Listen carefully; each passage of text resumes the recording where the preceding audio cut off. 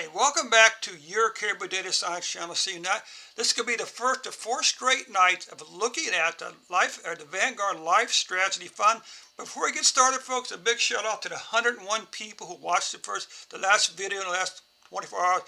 But would it really be fantastic if you 101 people all click that thumbs up button for me to see them. So some likes would really be encouraging to me.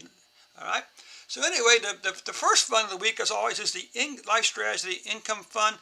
This is kind of a pretty plot. This is a histogram, a different color for each month.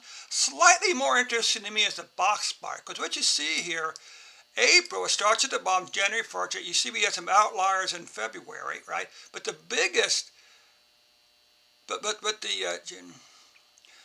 biggest spread was in April, and you'll see why in a moment. We had the largest high to low spread. And we also had the largest interquartile range, okay? And now you can see what happened in April. Most of the stocks all took a hit in April, but pretty quickly this stock began to recover, okay?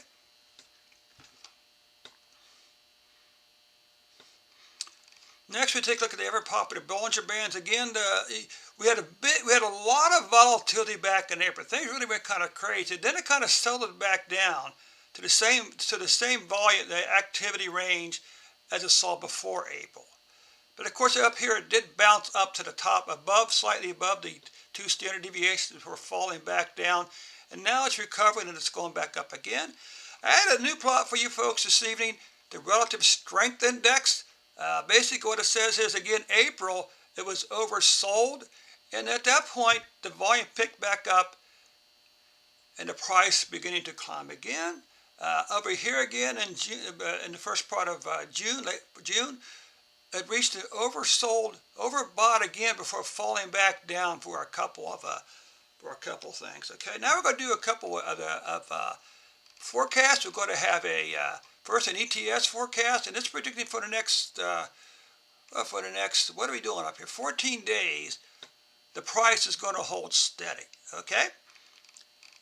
And the basic ARIMA model is saying the same thing. The price is going to hold steady, okay? Now we use the adjusted ARIMA model, and let's say the price is actually going to decline for the next 14 days, okay? And finally, last forecast, profit, and let's say the price is going to sort of continue to slowly trend up with some volatility. And last but not least, let's take a look at